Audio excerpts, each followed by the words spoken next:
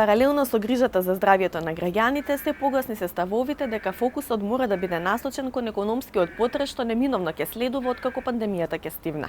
Во оваа емисија на Агенда 35 ви зборуваме токму за економскиот аспект на кризата.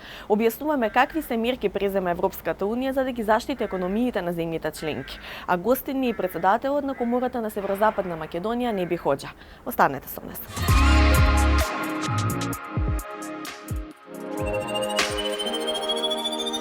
Со 500 милиарди евра Европската унија ќе ги помага земјите членки. Пристап до фондот ќе има и Македонија. Анализа на прогнозите на меѓународните финансиски институции за рецесијата што ќе ја погоди и земјава и светот. Разговор со Неби Хоџа, председател на Стопанската комора на Северозападна Македонија. Останете со нас. 500 милиарди евра. Толку тежи така наречениот пакет за спас со кој што Европската унија ќе ги помага најпогодените земји од кризата со коронавирусот.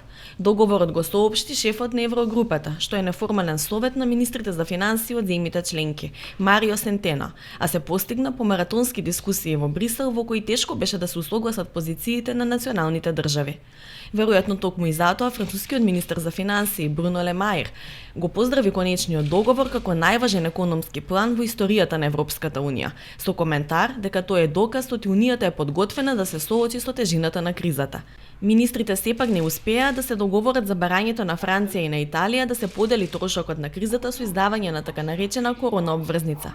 На барање на штедливите земји како Холандија ќе бидат воведени и неколку благи услови, а парите ќе треба да служат за расходи директно или индиректно поврзани за здравствените потреби, што е помалку од тоа што го бараа земјите од Јужниот блок.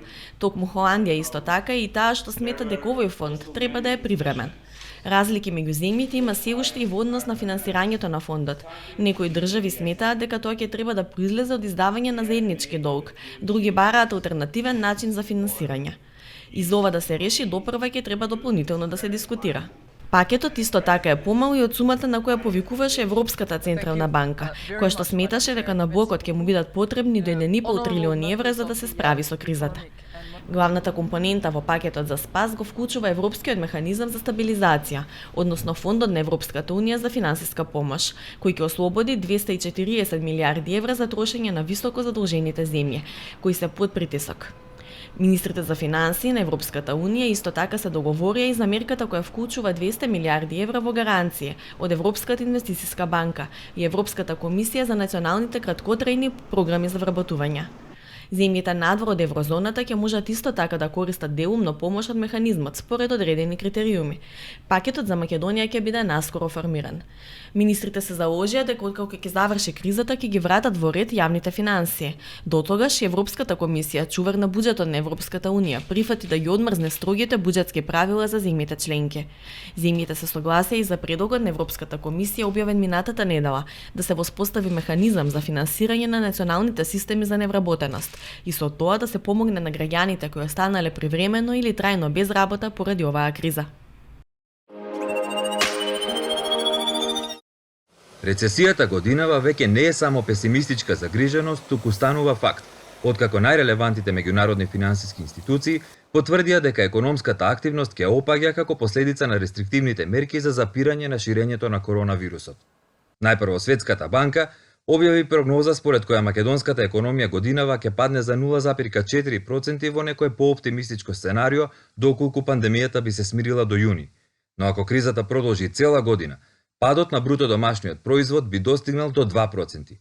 Меѓународниот монетарен фонд пак објави уште попесимистичка прогноза според која падот на економијата ќе достигне 4%.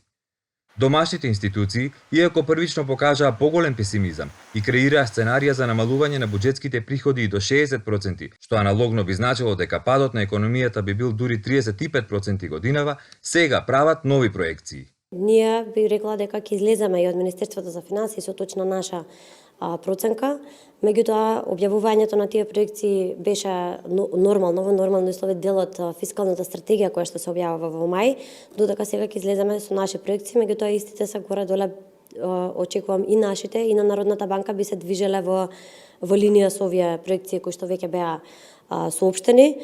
Она што е можеби на некој начин позитивна вест за економијата е бидејќи оваа криза не е предизвикана од пат или нарушување на системот, туку се работи за здравствена криза која што се прелева во економијата и поради тоа се очекува побрзо процесот на опоравување да биде побрз.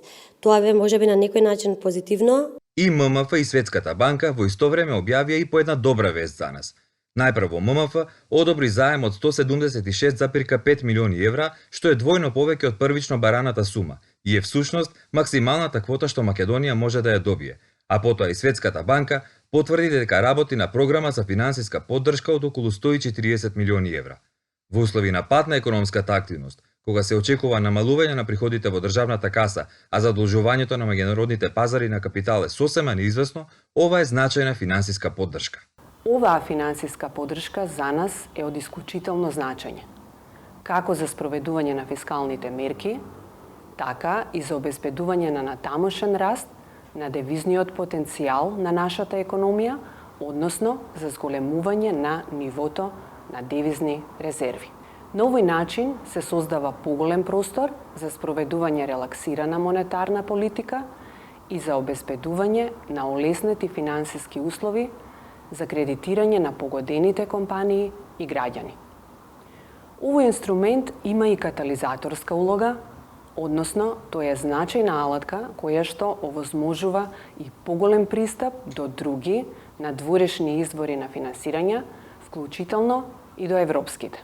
И фискалната и монетарната политика веќе се водат во услови на нова економска криза. Народната банка ја намали основната камата, но и ослободи околу 130 милиони евра, пари кои што банките ги вложуваа во благајнички записи, додека пак државата креираше неколку мерки во вредност од околу 200 милиони евра, меѓу кои и финансирање на плати во најпогодените индустрии во износ еднаков на минималната плата, односно 14.500 денари.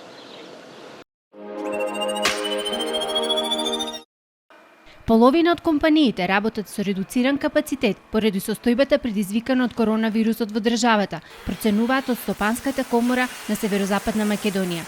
Председателот на комората Неби Хоџа објаснува дека рестриктивните мерки за ограничено движење и вонредната состојба биле кобни за одредени бизниси. Тој додава дека производствените капацитети работат со скратено работно време и намален број на вработени. Хоџа смета дека негативните последици ги чувствува и онака кревката економија, а клучен предизвик за фирмите ќе биде ликвидноста и поради тоа очекува владините мерки да го адресираат токму тој проблем. На прашањето колку до сегашните мерки го облажуваат ударот од пандемијата врз економијата, Хоџа вели дека компаниите не се задоволни до крај и бараат од владата поголем слух за проблемите на бизнис секторот. Поред истражувањата што ги направивме со нашите членки во однос на мерките, има голем број од нив кои што не се задоволни поради тоа што прво, мерките се донесоа касно, второ, не се соодветни и трето, не можат сите кои што се оштетени во оваа ситуација да добијат помош од државата. Конкретно имаме компании каде што имаат повеќе подружници или филијали, каде што прометот е паднат со поголема вредност, а имаат друг бизнис каде што си тече нормално и во глобала како компании, значи немаат тој 30% пат на обртот, што значи дека иако луѓето се повеќето од дома, вработените, тие нема да можат да добијат помош од државата. Од друга страна имавме кредит без камата, каде што беше предпоставено дека ќе добијат помош 35.000 компании, од кои што имаме податок најнов дека само 136 компании го добиле тој кредит, што значи дека не се доволни. Во меѓувреме, од владата информира дека се одобрени кредити на уште 118 компании, со што вкупната сума достигна 2,2 милиони евра. Но и покрај тоа, Хоџа објаснува дека речиси сите сектори ќе бидат погодени, почнувајќи од угостителите кои што први беа затворени со владината одлука, па потоа и нивните снабдувачи.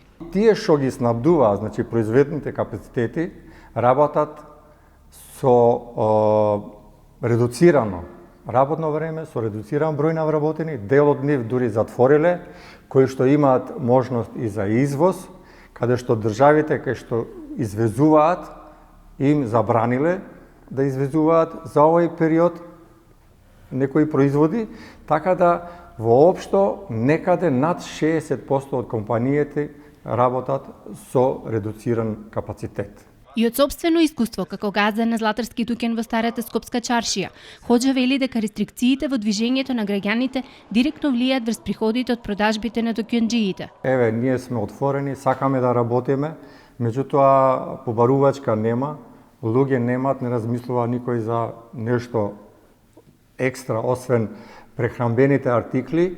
Хоџа е дел и од економскиот совет на владата, до кој коморите предлагаат нивни мерки за спас на стопанството. Но вели, едно е што членовите на тој совет кажуваат, а друго каква е ситуацијата во реалноста.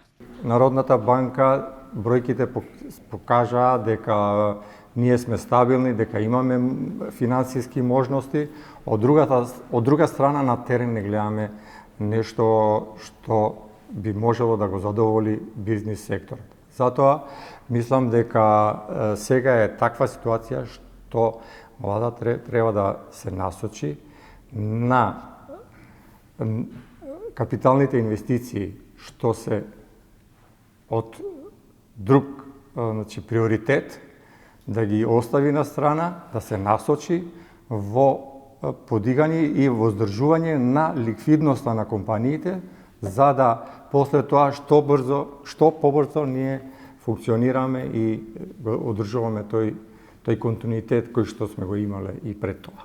Стопанската комора на Северозападна Македонија даде и свој предлог мерки до владата за справување со кризата, за кои се уште се чекаат одговори. Првото беше државниот долг кон приватниот сектор да се врати, што побрзо е најможно, поради тоа што дел од компаниите не функционира, тоа што го реков, и ние бараме помош. Во ваква ситуација, кога компаниите се во прашање на нивната ликвидност и функционирање, а од друга страна имаме долг од државата кон тие компании, зашто да бараме помош, кога првично треба да се исплати тој долг од државните институции кон приватниот сектор, па потоа за може да видиме кои компании кои што не соработуваат со државниот сектор, значи да добијат помош и на некој начин да се избалансираат овие работи.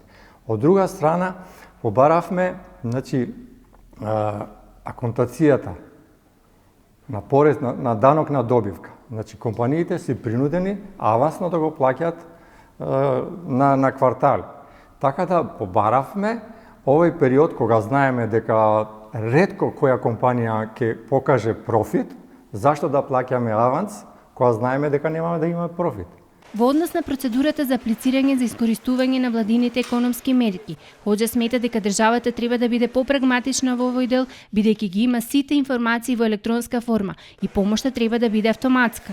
Коморите биле сложни во барањето банките, освен што ќе ги пролонгираат кредитите на компаниите, да не пресметуваат камата за периодот во кој тие не функционираат. Не најдовме таков одговор.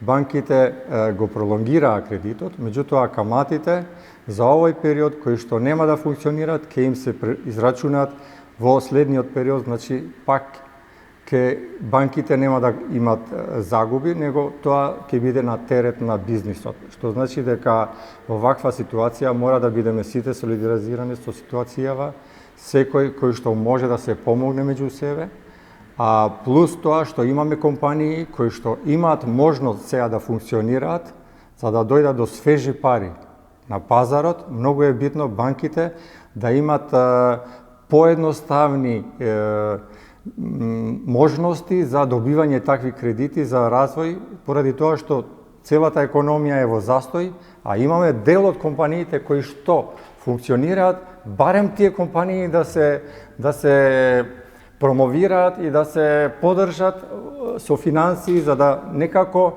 одржуваме баланс во општо, пошто ликвидноста на компаниите е во прашање. Многу компании сега се затворени, дел од нив работат делумно или со голем број на вработени кои што не се на работните места. Во последните 7 дена Европската комисија одобри поголем број на програми за поддршка на економиите на државите членки погодени од последиците на пандемијата со коронавирусот. Програмите се одобрени врз основа на привремената рамка за мерки за државна помош, која комисијата ја донесе на 19 март, а ја дополнета на 3 април 2020 година. Па така, одобрени се гарантната шема за домашниот кредитно-осигурителен пазар на Франција во износ од 10 милиарди евра, шемата за поддршка на мали и средни предпријатија во Романија во износ од 3,3 милиарди евра, потоа кредитната гарантна програма од 50 милиарди евра за компаниите во Белгија погодени од пандемијата со COVID-19, како и 455 милиони евра гарантна шема за поддршка на авиопревозниците во Шведска. Дополнително комисијата ја одобри програмата од 115 милиони евра директни грантови за поддршка на економијата на Полска, потоа субвенционираната кредитна шема на Литванија во износ од 150 милиони евра, како и австриската шема за ликвидност за поддршка на економијата во износ од 15 милиарди евра. Одобрена е и хрватската програма за кредити со нула и многу ниски каматни стапки во износ од 1 милиарда евра за поддршка на предпријатијата погодени од последиците на пандемијата од коронавирус. Комисијата за сите одобрени програми и шеми утврди дека се во рамки на условите од привремената рамка за државна помош. Во Европската Унија во периодот 2007-2019 година цените за изнајмување на куќи се зголемиле за 20,3%, додека цените на куќите за 18,7% покажуваат последно објавените податоци на Статистичката агенција на Европската Унија. Цените за изнајмување на куќи бележат постојан пораст низ периодот, а цените на куќите значително се менуваат. Ако се направи споредба на податоците за цените во разгледуваниот период, за куќите тие се зголемиле кај 21 држава членка на ЕУ, а се намалиле само кај 6 држави. Најголем пораст е забележан во Австрија и тоа за 88,4%, а најголемо намалување на цените на куќите имало во Грција и тоа за 35,6%. Споредбата пак на цените за изнајмување на куќи за периодот 2007-2019 година покажува дека цените се зголемиле кај 26 држави членки на ЕУ, а само кај една држава е регистрирано намалување. Најголем скок во цените е забележен во Литванија и тоа од 101,2%, а намалување на цените за изнајмување на куќи има само кај Грција и тоа од 17,5%. 14,7 милиони лица на возраст над 15 години со здравствена струка, односно професија, работеле во Европската Унија во последниот квартал на 2019 година, покажуваат податоците на Евростат. Бројот на здравствени работници представува преку 7% од сите вработени лица и скоро 4% од вкупното население на ЕУ. Оваа група на професионалци вклучува медицински доктори и тоа 1,9 милиони, сестри, техничари и асистенти 4,5 милиони, 4,1 милион работници за лична нега и исто толку други здравствени професионалци и нивни соработници. На крајот на 2019 година, преку 1/3, односно 36% од здравствените работници во ЕУ биле на возраст од 50 години или повеќе, потоа 35% на возраст од 35 до 49 години и 29% од нив имале помалку од 34 години. Најголем број од здравствените работници биле жени, односно 78%, а во Шведска е регистриран најголем удел на здравствени работници во однос на бројот на население, и тоа од 7%. Добивањето на дијагностичко тестирање кога е потребно, во реално време на лице место, е предизвик за многу здравствени работници и институции. Како и да е, тестирањето за работи како например крвна група, во случај на потреба од трансфузија на крв, може да биде критично при итна помош. Но проблемот е тоа што најголем број на тестирања на крв не се достапни веднаш. Затоа една иновативна компанија од Португалија се надева дека со нејзиниот патентиран преносен уред ќе овозможи во случај на итна ситуација одредување на точната крвна група уште во амбулантното возило или на самото место на настанот за помалку од 3 минути. Иновативниот уред лабораторија во кутија, кој е уникатен во својот фокусиран пристап во одредување на крвна група, брзо одредува АБО и РХ крвна група, со што се овозможува веднаш да се употребат точни крвни компоненти, за да му се помогне на пациент. Од компанијата се надеваат дека употребата на овој уред ќе има влијание на управувањето со резервите на единици крв и на тој начин ќе се намалат трошоците и обезбедат добри резерви на потребните крвни групи. За иднина планираат на уредот да му се зголеми функционалноста и да биде во можност дополнително да идентификува до 200 болести. Следната недела се гледаме со нова тема од процесот на европските интеграции. Ви посакуваме среќни празници, слушајте ги препораките на надлежните и останете дома со програмите на Македонската телевизија.